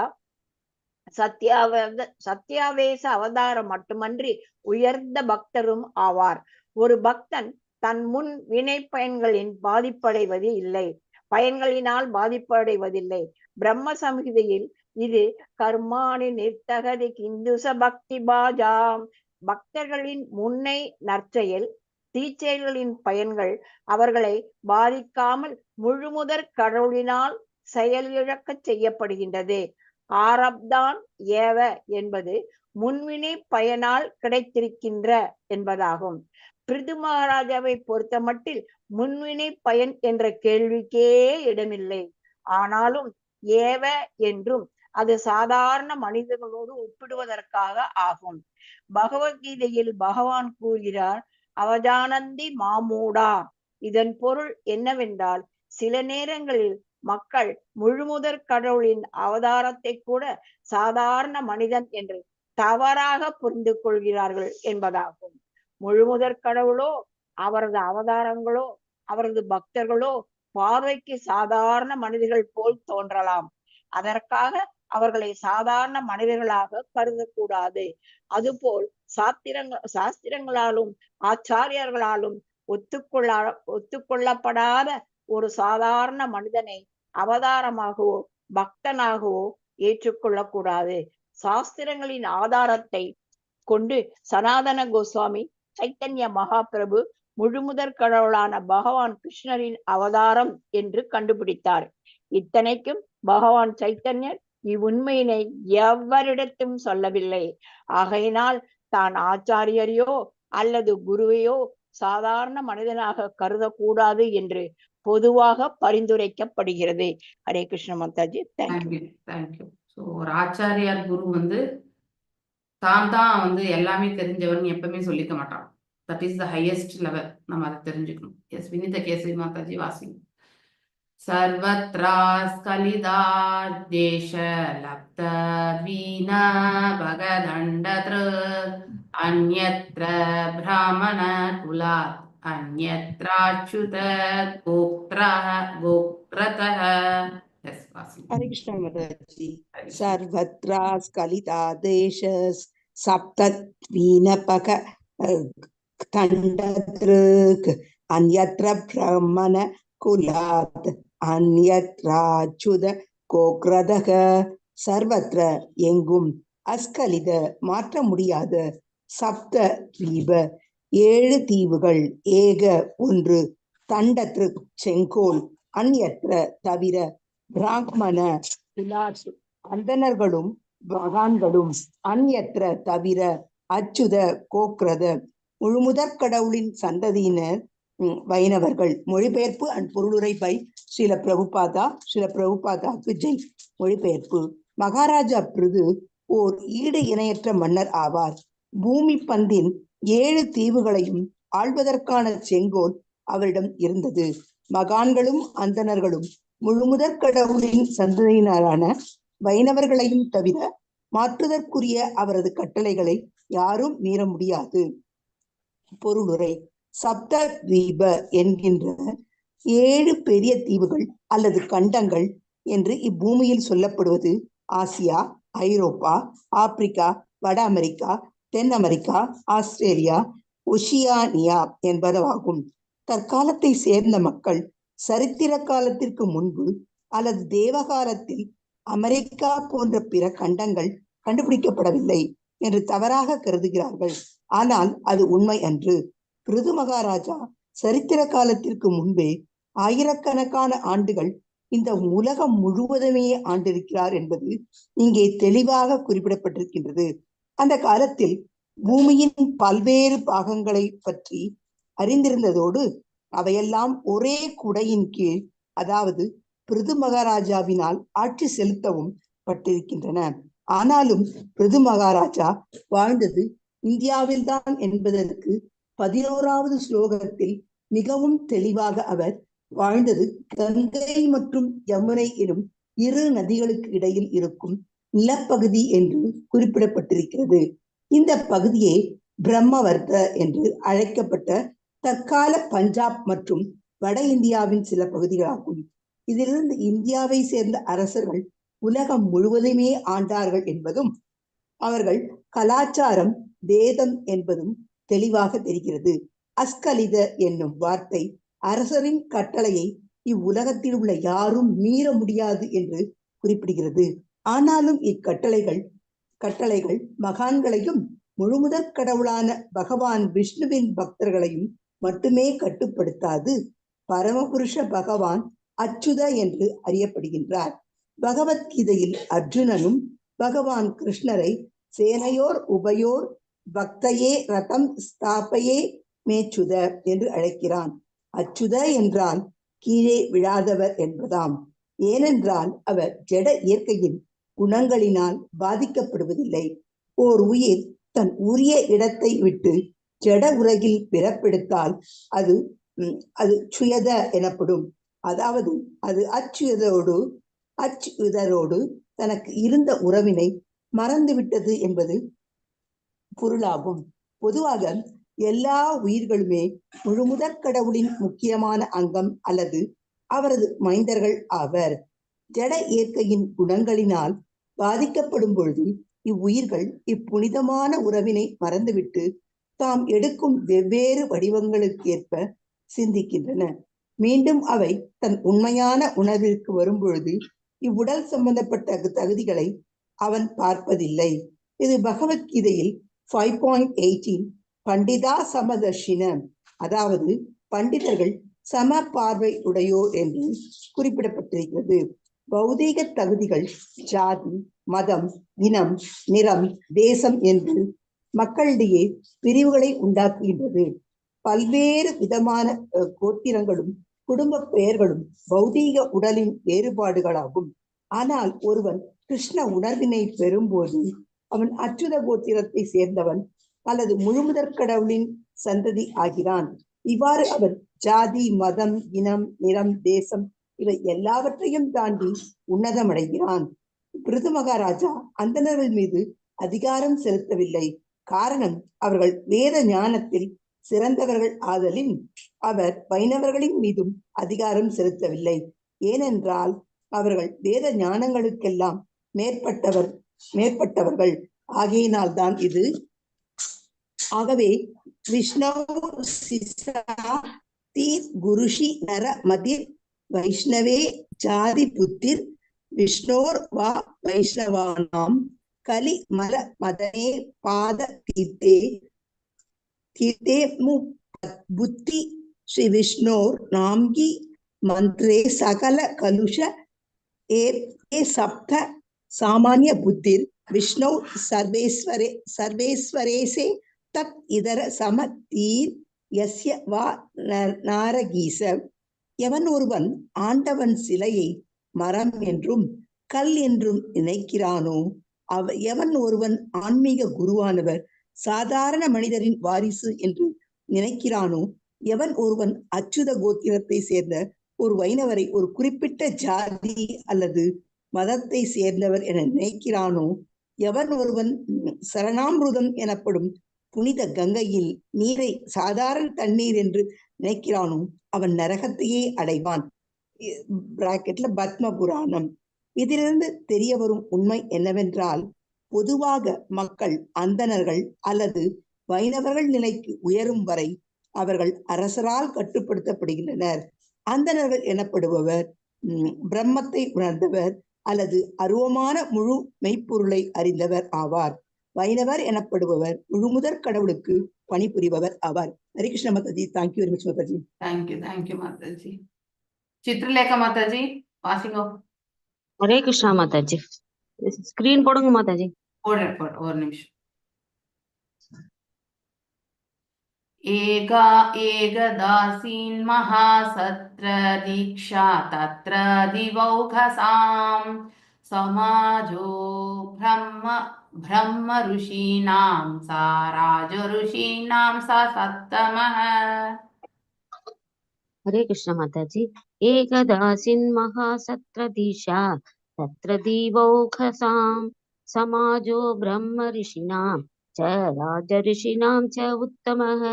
சாரி, ராஜ ரிஷினாம் ச சத்தமஹ. ஏகதா முன்னொரு காலத்தில் ஆசீத் சபதம் செய்தார். மகாசத்ர பெரிய வேள்வி, தீட்சா தீட்சை, தத்ர அந்த விழாவில், திவ ஓகாசம் தேவர்களின் சமாஜ கூட்டத்தில், பிரம்ம ருஷினாம் உயர்ந்த அந்தன மகான்கள், ச மேலும், ராஜ ரிஷினாம் ராஜ ரிஷிகள், ச மேலும், சத் தம சிறந்த பக்தர்கள்.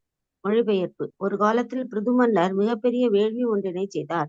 அதில் வெவ்வேறு உலகத்தைச் சேர்ந்த தேவர்கள், மகாமுனிவர்கள், அந்தணர்கள் மற்றும் சிறந்த அரசர்கள் என்னும் ராஜ ரிஷிகள் எல்லோரும் குழுமியிருந்தனர்.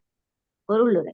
இதில் மிகவும் குறிப்பிடத்தக்க அம்சம் என்னவென்றால், பிருது மகாராஜாவின் இருப்பிடம் இந்தியாவில் கங்கை யமுனை என்னும் இரு நதிகளுக்கு இடையில் இருந்த போதிலும் அவர் செய்த மிகப்பெரிய வேள்வியில் தேவர்கள் கூட வந்து கலந்து கொண்டனர் என்பது இதிலிருந்து தேவர்கள் அடிக்கடி பூமிக்கு வருவதை வழக்கமாக கொண்டிருந்தனர் என்பது தெரிகின்றது.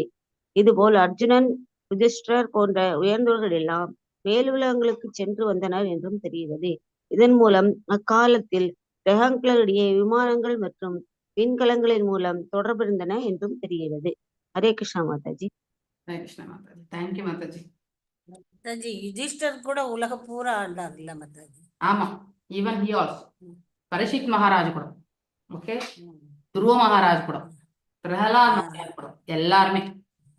ஓகே, பலி மகாராஜ் அந்த மாதிரி ஆண்டு தான் அவர் வந்து எல்லாத்தையுமே கொடுத்தார் வாமன தேவருக்கு. Okay, there all saintly kings actually. So நாம அதை பத்தி நம்ம இப்ப பரத கண்டமா நம்ம இந்தியா மட்டும் பார்த்துட்டு இருக்கோம் இல்லையா? ஆனா எல்லாமே ஒரே ஒரு இந்த 7 இதுமே வந்து ஒன்றின் கீழே இருந்ததாகத்தான் நான் நிறைய இடங்களை நம்ம படிக்கிறோம் இல்லையா? மைத்ரே உவாச்ச கங்கா யமுனையோ நத்யோ அந்தராக்ஷேத்ரம் ஆவசன் ஆரப்தான் ஏவ பூஜே லோகான் புண்ணியஜிஹாஷயா. மைத்ரேய உவாச்ச, மாமுனிவர் மைத்ரேயர் கூறினார், கங்கா நதி, யமுனை நதியின், நத்யோ 2 நதிகளின், அந்தர நடுவில், கஷேத்திரம் இடம், ஆவசன் அங்கே வாழ்கின்ற, ஆரப்தான் சேர்க்கின்ற இடம், ஏவ போல, புபுஜே மகிழ்ந்தார், போகான் அதிர்ஷ்டம், புனித செயல்கள், ஜிஹாஹசயா குறைகின்ற நோக்கத்தில். சோ மாமுனிவர்கள் மைத்ரேயர் விதுரரிடம் கூறினார், எனது அன்பார்ந்த விதுரனே, மகாராஜா பிருத்து எங்க வாழ்ந்தார்? கங்கை மற்றும் யமுனை எங்க பாய்ந்து செல்கிறது, அதுக்கு மத்தியில் இருக்கக்கூடிய ட்ராக் ஆஃப் லேண்ட்னு சொல்லுவாங்க இல்லையா? அந்த இடம் முழுவதுமே அவர் வாழ்ந்த இடமாக சொல்லப்படுகிறது. கங்கை யமுனை என்னும் 2 நதிகளுக்கு இடையில இருந்த நிலப்பரப்புலதான் அவர் வந்து வாழ்ந்தார். எல்லாவித செல்வ வளங்களும் பெற்ற அவர் தனது கடந்த காலத்தில் செய்த புண்ணிய செயல்களின் பலன்களை குறைப்பதற்காக இல்லையா, நம்ம புண்ணியத்தையுமே நிறைய வச்சுதான் நாம சொர்க்கத்திற்கு தான் போக முடியும். சோ நல்ல அதிர்ஷ்டத்தை அனுபவிப்பது போல தோன்றியது. சோ அவர் நல் வாழ்க்கையை வந்து பெற்றார் என்பது, அவர் ஒரு அரசராக அவர் வாழ்ந்த காலத்துல நல்லபடியா இருந்ததாக சொல்லப்படுகிறது. நற்செயல் தீச்செயல் என்று சொல்வதெல்லாம் சாதாரண உயிர்களின் செயல்கள் குறித்து பேசப்படுவதாகும் இல்லையா? அவன் நல்லது செஞ்சா நல்லது வரப்போகுது, கெட்டது செஞ்சா கெட்டது வரப்போகுது. இது ஒரு பாமரன் கூட சொல்லக்கூடிய ஒன்று. ஆனால் பிருது மகாராஜா வந்து பகவான் விஷ்ணுவின் அதிகாரம் பெற்ற அவதாரம் இல்லையா? சக்தி ஆவேஷம் அவதாரம் ஆவார். அவர் நற்செயல் தீச்செயல் போன்றவற்றுக்கெல்லாம் அப்பாற்பட்ட நிலையில் இருக்கக்கூடியவர். அப்படின்னா அவர் செய்யக்கூடியது அனைத்துமே இந்த பிரபஞ்ச நன்மைக்கானது. ஸோ நற்செயலும் தீச்செயலும் எப்போ வரும்னா நம்முடைய சுயநலத்திற்காக ஆற்றும் பொழுதுதான் அது நமக்கு நல்லதா நமக்கு கெட்டதா வந்து அமையப்பெறும். ஆனா பொதுநலம் கருதி செயல்படுபவர்கள் எல்லாமே அது வந்து இந்த உலக நன்மைக்கென்று வரும்பொழுது அங்க நற்செயல் தீச்செயல் எல்லாம் கிடையாது. இந்த ஒரு தாற்பயத்தை தான் நம்ம வந்து மனசுல பதிய வச்சுக்கணும். மகாபாரத போர்ல எவ்வளவோ உயிர்கள் வந்து மடிந்தது இல்லையா? அது நம்ம ஒரு சாதாரண மனிதனாக எண்ணும் பொழுது அது நமக்கு தீச்செயலா தெரியும். இத்தனை உயிர்கள் பலி கொடுக்கணுமான்னு தோணும். ஆனா உண்மையிலே த ஹையர் காஸ் என்னன்னாக்கா சாதுக்களை வந்து இல்லையா, அதாவது சத்துவ குணத்துல இருக்கக்கூடிய தன்னுடைய பக்தர்களை எல்லாம் ரட்சிப்பதற்கும் அதுதான் மெயின் காஸ். அதர்மத்தை அழித்து தர்மத்தை நிலைப்படுத்துவதற்காக தான் பகவான் வந்து இந்த யுகந்தோறும் தோன்றேன்னு சொல்லியிருக்கார். யதா யதாஹி தர்மஸ்ய கிளானிர் பவதி பாரத அபியுத்தானந்த அதர்மஸ்ய பிரதாத்மானம் சுகாம் சஜாமியகம். இதே மாதிரி பரித்ராணாய சாதுனா விநாசாய சதுஷ்கிருதாம் தர்ம சம்ஸ்தாபனாஸ்தாய சம்பவாமி யுகே யுகே அப்படின்னு சொல்லிட்டு பகவான் வந்து சொல்லியிருக்கார். சோ இதுல வந்து நம்ம அந்த பரித்ராணாய சாதுனாம் அதுக்காக தான் பகவான் வர்றார் இல்லையா? சாதுக்கள் என்பவர்கள் அவர்களுடைய குணாதிசயம் எதுல நிலை பெற்றிருக்கும்? சத்வத்துல, சத்வகுணேர். சத்வகுணீர் இந்த ஸ்லோகம் நம்ம நேற்று படிச்ச 3rd சாப்டர்ல கூட வருது. ஸோ 3rd சாப்டர்ல கூட பகவான் எதற்கு வரார், அதோட 3rd சாப்டர்ல சுத கோஸ்வாமி எது காரணம் என்ன சொல்ற? சத்வகுணை. சத்துவகுணத்துல இருக்கிறவங்களை ரட்சிக்கிறதுக்காக தான் மெயினா வரார். ஏன்னா அவங்க சத்துவகுணத்துக்கு வந்த பிறகு பகவானுடைய சேவையில ஈடுபட்டு அவர்கள் இறைவனுடைய திருநாட்டை கண்டிப்பாக சேர்வார்கள் இல்லையா? அவர்களால இந்த பிரபஞ்சம் வந்து நன்மை அடையும். சத்துவகுணத்தினால மட்டும்தான் இந்த பிரபஞ்சம் நன்மை அடையும். ரஜோ மற்றும் தாமசிக் குணத்தினால இந்த பிரபஞ்சம் வந்து முழுவதுமாக நன்மை பெறாது அப்படிங்கிறத வந்து நாம கிளியரா மைண்ட்ல பதிய வச்சுக்கணும். ஓகே, சோ விஷ்ணுவின் அதிகாரம் பெற்ற அவதாரமாகையால் அவர் நற்செயல் தீச்செயல் அந்த மாதிரி ஒரு நிலைக்கெல்லாம் அப்பாற்பட்ட நிலையில இருக்கக்கூடியவர். பலன்களுக்கு ஆளாகாதவர் அப்படின்னா அவருடைய செயல்கள் அனைத்துமே இந்த பிரபஞ்ச நன்மைக்கானதாக இருந்தது என்று அர்த்தம். அரசனுடைய தர்மமும் அதுதான் இல்லையா? ஒரு அரசனாக அவர் செய்ய வேண்டிய கடமையும் அதுதான். இதற்கு முன்பே நாம் விளக்கி இருக்கின்றபடி ஒரு உயிர் பரமபுருஷ பகவானால் இல்லையா ஒரு குறிப்பிட்ட நோக்கத்திற்காக அதிகாரம் அளிக்கப்பட்டது என்றால் அது சக்தி ஆவேச அவதாரமாகும் இல்லையா? சோ வேணனுடைய கொடுங்கோல் ஆட்சி, இங்கே மக்களுடைய கஷ்டம் இதெல்லாம் பார்த்துதான் அதாவது பிருத்து மகாராஜா அவதரித்து மீண்டும் வந்து அமைதி அந்த மாதிரி இதெல்லாமே நிலைநாட்டினார். சோ அதுதான் இந்த இடத்துல பார்க்கணும். பிருத்து மகாராஜா சத்திய ஆவேச அவதாரம் மட்டுமின்றி உயர்ந்த பக்தரும் ஆவார். ஒரு பக்தன் தன் முன்வினை பயன்களால் பாதிக்கப்படுவதில்லை. அவன் பக்தன் ஆகணும்னாலே அந்த முன்வினை பயன்லேருந்து அவன் வந்து விடுதலை பெற்றிருப்பான். அதுதான் ஃபர்ஸ்ட் பேசிக் குவாலிஃபிகேஷன் இல்லையா? தூய பக்தன் ஆகணும்னா அவனுடைய முன்வினைகள் இருக்கக்கூடியது எல்லாத்திலுமே அவன் விடுதலை அடைந்தாதான் அந்த மார்க்கமே வந்து இறைவன் வந்து அவர்களுக்கு வழங்குவார். சோ அது ரொம்ப முக்கியம். பிரம்ம சமீதியில வந்து கர்மானி நிர்தகி இந்துசா பக்தி பாஜாம், அதாவது பக்தலின் முன்னை தற்செயல் தீய செயல்களின் பயன்கள் அவர்களை பாதிக்காமல் முழுமுதற் கடவுளால் செயலிழக்க செய்யப்படுகிறது. ஏன்னா பகவான் யாரை வேணாம்னாலும் அவர் வந்து பாப விடுதலை வந்து கண்டிப்பா செய்து கொடுப்பார் இல்லையா? அதனால அதுதான் அவங்கள வந்து ரட்சிக்கிறது என்று சொல்லப்படுகிறது. ஆரப்தான் ஏவக, அதாவது முன்வினை பயனால் கிடைத்திருக்கின்றது என்பதாகும். பிருத்து மகாராஜாவை பொறுத்த மட்டில் முன்வினை பயன் என்ற கேள்விக்கே இடம் கிடையாது. அதெல்லாம் கடந்த பிறகுதான் அவர் இந்த நிலையை அடையிறது. ஆனாலும் ஏவ என்பது அது சாதாரண மனிதர்களோட குறிப்பிடுவதாகும். மேலும் பகவத்கீதையில் அவஜானந்தி மமமூடா இல்லையா? I think it's all very nice shloka இது அந்த ஸ்லோகம். இதன் பொருள் என்னவென்றால் சில நேரங்களில் மக்கள் கடவுளின் அவதாரத்தை கூட சாதாரண மனிதன் என்று தவறாக, அதாவது பகவான் இந்த பிரபஞ்சத்தில் இறங்கி வரும்பொழுது அவரை ஒரு சாதாரண மனிதனாக எண்ணிக்கொண்டு அவரை ஏளனம் செய்வார்கள் இல்லையா? ஸோ அப்படி செய்தாலும் கூட பகவான் அதை வந்து பெரிதாக வந்து எதுவுமே பாதிப்பெல்லாம் கிடையாது அவருக்கு. ஏன்னா அவருக்கு தெரியும் இந்த மனிதர்களுடைய நிலை என்னன்று. So is above the 3 modes, அதுவும் அவருக்கு தெரியும் இல்லையா? கடவுளின் அவதாரத்தை கூட சாதாரண மனிதன் என்று தவறாக புரிந்து கொள்வார்கள் என்பதாகும். அதனால்தான் துரியோதனன் வந்து கிருஷ்ணர் எப்பவுமே சாதாரண ஏதோ ஒரு மாயை செய்கின்றான் அப்படி எல்லாமே அவங்க பேசுவாங்க. உண்மையில் இறைவன் யோகங்களிலே வந்து இறைவன் அவர் இல்லையா? யோகேஸ்வரர் அவர் ஆக்சுவலி. ஸோ எந்த சித்தி வேணாலும் எப்படி வேணாலும் மாற்றி அமைக்கக்கூடிய வல்லமை பெற்றவர். அப்படி இருக்கும் பொழுது அவர் ஒரு சாதாரண மனிதராக எண்ணுவது என்பது மிக தவறான ஒன்று. அதற்காக அவர்கள் சாதாரண மனிதர்களாக கருதக்கூடாது. அதுபோல சாத்திரங்களும் ஆச்சாரியர்களும் ஒத்துக்கொள்ளப்படாத ஒரு சாதாரண மனிதனை, இல்லையா, எந்த சாஸ்திரத்திலும் எடுத்துரைக்காத ரெஃபரன்ஸ் இல்லாத ஒருத்தரை வந்து திடீர்னு நான் வந்து பாபாஜி நான் தான் குரு அப்படின்னு சொல்லியிருந்தாங்கன்னா அதை நாம கண்டிப்பா ஏற்றுக்கொள்ளக்கூடாது. அது தவறு, இல்லையா. சாத்திரங்களின் ஆதாரத்தை கொண்டு சனாதன கோஸ்வாமி, சைத்தன்ய மகாபிரபு எல்லாமே, சைத்தன்ய மகாபிரபு கூட அவருடைய அவதாரத்தை பற்றி ரெஃபரன்சஸ் எல்லாமே இருந்தது, இல்லையா.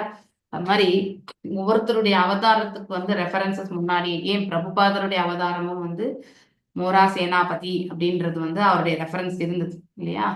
So he is also considers a சக்தி ஆவேச அவதாரம் தான். ஸோ ஆனால் அவர் வாழ்ந்த விதம் வந்து நம்ம கலியுகத்துக்கு தகுந்த மாதிரி தான், இல்லையா. ஸோ நம்ம எல்லாருமே குறையுடைய புலன்கள், அவருடைய உண்மையான நிலையை உணர்றதுக்கான பக்குவம் நமக்கு கிடையாது.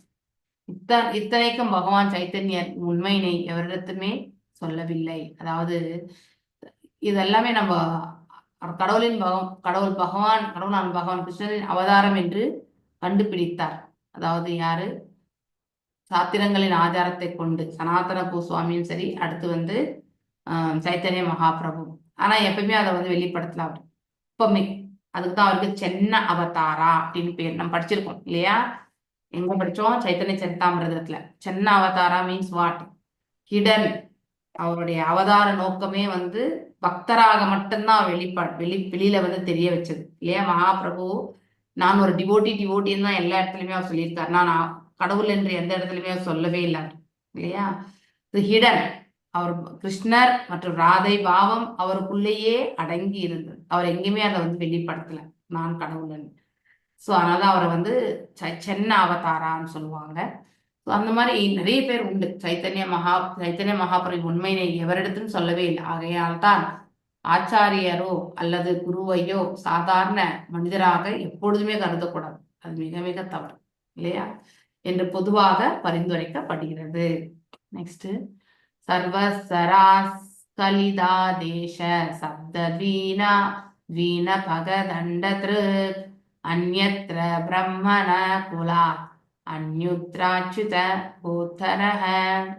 அதாவது சர்வத்திர எங்கும், அஸ்கலித மாற்ற முடியாத, சப்த தீப 7 தீவுகள், ஏக ஒன்று, தண்டத்ருக் செங்கோல், அந்யத்ர தவிர, பிரம்மண குலாத் பிராமணர்கள் அந்தணர்களும் மகான்களும், அந்நியத்திர தவிர, அச்சுத கோத்திர. நாம் எல்லாருமே யாரெல்லாம் தீட்சை பெற்றிருக்கீங்களோ இங்க என்ன கோத்திரம்னு தீட்சை பெறும்போது சொல்லியிருப்பாங்களே, அச்சுத கோத்திரம் நம்ம.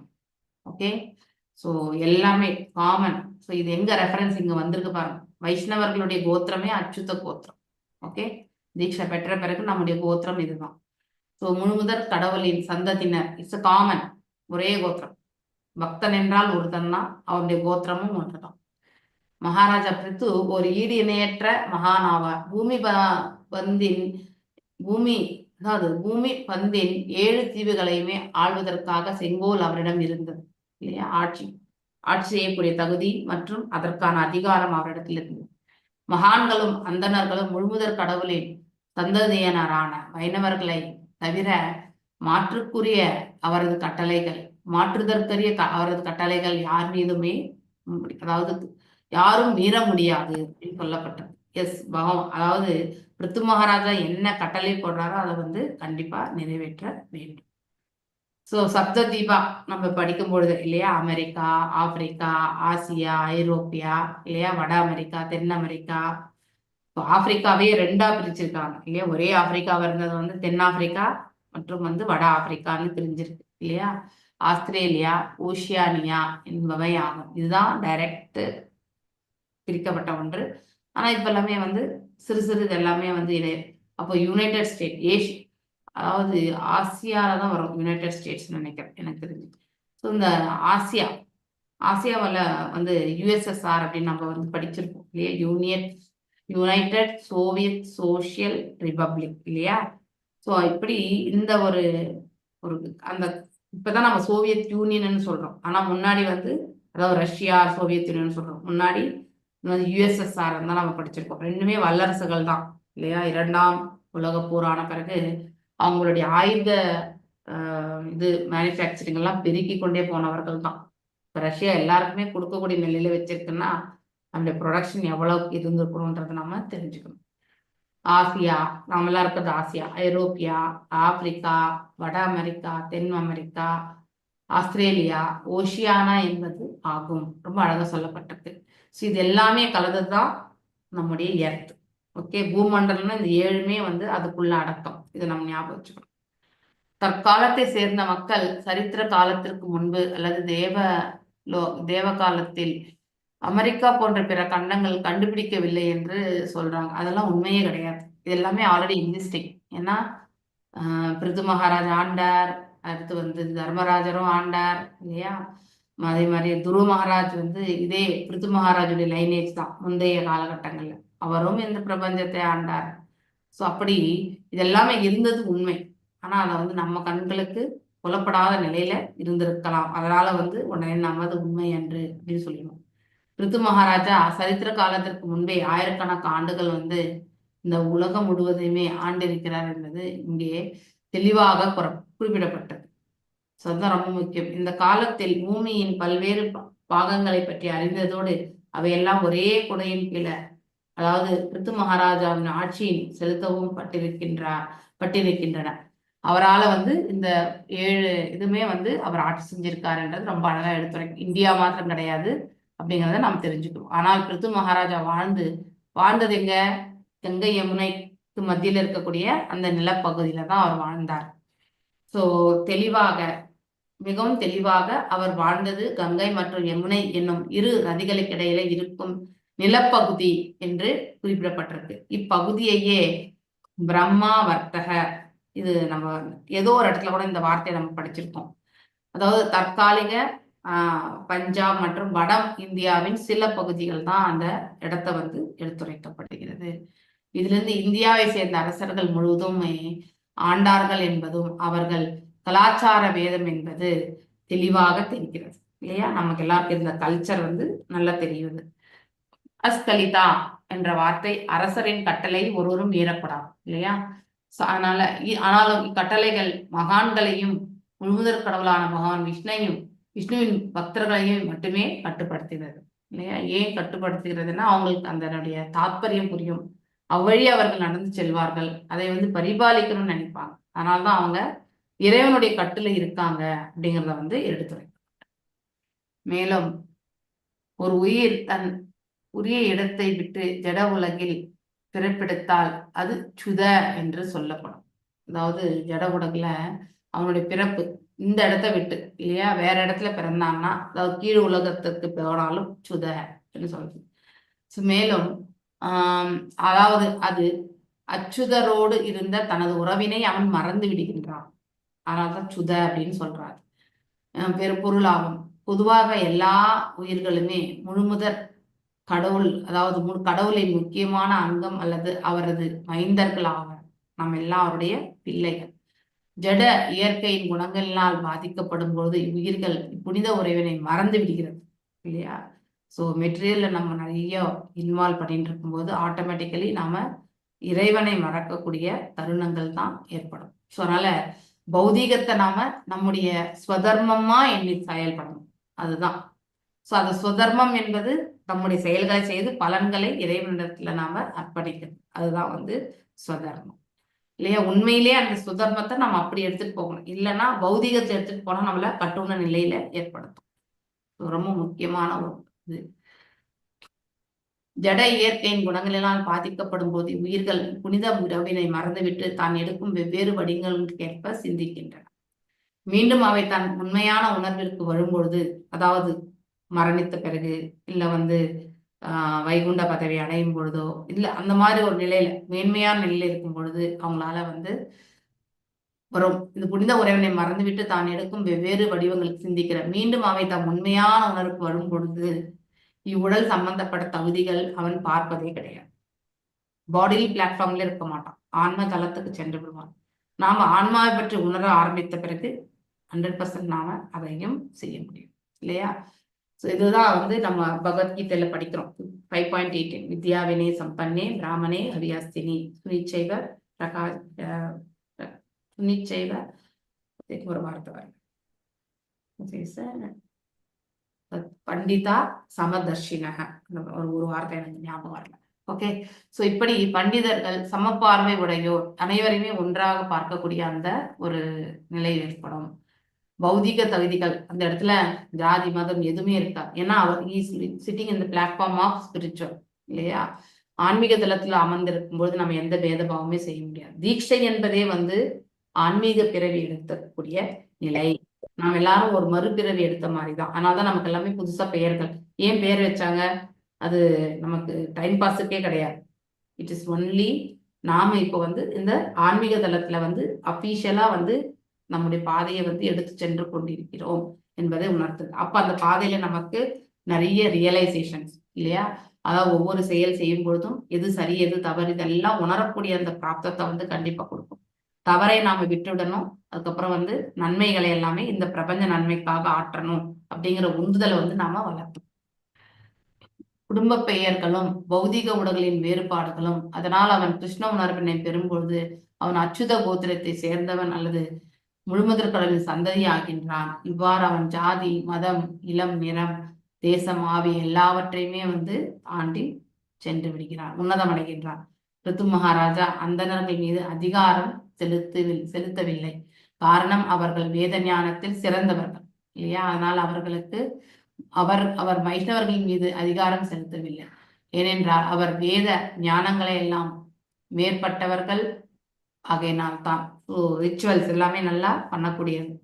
ஸோ அந்த தகுதி பிராமணர்கள் மட்டும்தான் இருக்கு. அதனால அவங்க கிட்ட ரித்து மகாராஜ் எப்பவுமே கடுமையா நடந்து கொள்ளவில்லை என்று ரொம்ப அழகா சொல்லப்பட்டிருக்கு. ஸோ இந்த ஸ்லோகம் இனிமே மாதாஜி படிச்சாங்க. அதனுடைய கருத்து என்னன்னா, எவன் ஒருவன் ஆண்டவன் சிலையை இல்லையா, நம்ம நிறைய பேர் கஷ்டம் வரும்போது கல்லு மாதிரி இருக்கார் இல்லையா, பகவான் கல்லு மாதிரி பார்த்துட்டு இருக்கார் இல்லையா, மரம் மாதிரி இருக்கார், இதெல்லாம் நம்ம நிந்திக்கிறது உண்டு இல்லையா. அவர் எப்பவுமே கண்ணு திறந்து பாக்குறாரா எல்லா கொஸ்டின்ஸ் நம்ம கேட்போம் இல்லையா. என்றும் நினைக்கிறானோ, எவன் ஒருவன் ஆன்மீக குருவை சாதாரண ஒரு நபராக நினைக்கிறாரோ இல்லையா, எவன் ஒரு அச்சுத கோத்திரத்தை சேர்ந்த ஒரு வைஷ்ணவனை அவன் இந்த ஜாதியில பிறந்தவன் அப்படின்றது. After taking initiation every one R same, ஒரே கோத்திரம் அச்சுத கோத்திரம் தான் இல்லையா. பிறப்பால நாம் எந்த ஜாதினா இருக்கலாம், ஆனால் தீட்சை பெற்ற பிறகு நாம் எல்லோரும் ஒரே ஜாதி. அது என்னது? அதாவது பக்தர்கள் ஜாதி தான். ஓகே, நம்ம எல்லாருக்கும் ஒரே கோத்திரம் எது? அச்சுத கோத்திரம் இல்லையா. இதையும் நாம் தெரிஞ்சுக்கணும். சோ மேலும் ஒரு வைஷ்ணவர் குறிப்பிட்ட ஜாதி அல்லது மதத்தை சேர்ந்தவர் என்று நினைக்கின்றானோ இல்லையா. சோ எவன் ஒருவன் சரணாமிர்தம் எனப்படும் இல்லையா கங்கை நீரை சாதாரண நீராக நினைக்கின்றானோ அவன் நரகத்தையே அடைவான். இது பத்ம புராண ரெஃபரன்ஸ். சோ நரகத்துக்கு போகக்கூடிய மார்க்கம் இது. இதுல இருந்து தெரிய ஒரு உண்மை என்னவென்றால், பொதுவாக மக்கள் அந்தணர்கள் அல்லது வைணவர்கள் நிலைக்கு உயரும் வரை அவர்கள் அரசால் காப்பாற்றப்படுகின்றனர். ஸோ நித்திய பத்தர்ல இருந்து அட்லீஸ்ட் நம்ம நாலேஜ் தளத்துல கொஞ்சமா போகணும். அது எல்லாமே அந்த நாலேஜ் எல்லாமே யார் செய்யறது? அதாவது பக்தர்கள் கூட்டம் தான் செய்யறாங்க, வைணவர்கள் இல்லையா. இதுல இருந்து தெரிய ஒரு உண்மை, பொதுவாக மக்கள் அந்தணர்கள் அது வைணவர்கள் நிலைக்கு உயரும் பொழுது இல்லையா அவர்கள் அரசால கட்டுப்படுத்தப்படுகின்றனர். அந்தணர்கள் எனப்படுவர் பிரம்மத்தை உணர்ந்தவர் மற்றும் அல்லது அருவமான முழு மெய்ப்பொருள் அறிந்தவர் ஆவார். பிரம்மத்தை உணரக்கூடியது பிரகாசம் இல்லையா. ஆனால் வைணவர் என்பவர் பகவானுடைய ரூபத்தையே சூரிய கிரகத்துக்குள்ளேயே சென்று விடுவார். இது நாம படிக்க வேண்டியது. இந்த ஸ்லோகம் நான் நாளைக்கு சொல்றேன். ஓகே, ஹரே கிருஷ்ணா. 13th வாஞ்சகல்பதாருபேஷ கிருபா சிந்துபேவச்ச पतितनां पावनेभ्यो वैष्णवेभ्यो नमो नमः। अनंत कोटि वैष्णव वृंद की जय। नामाचार्य हरिदास ठाकुर की जय। हरे कृष्णा कृष्ण कृष्ण हरे हरे, हरे राम राम राम हरे हरे कृष्ण माताजी।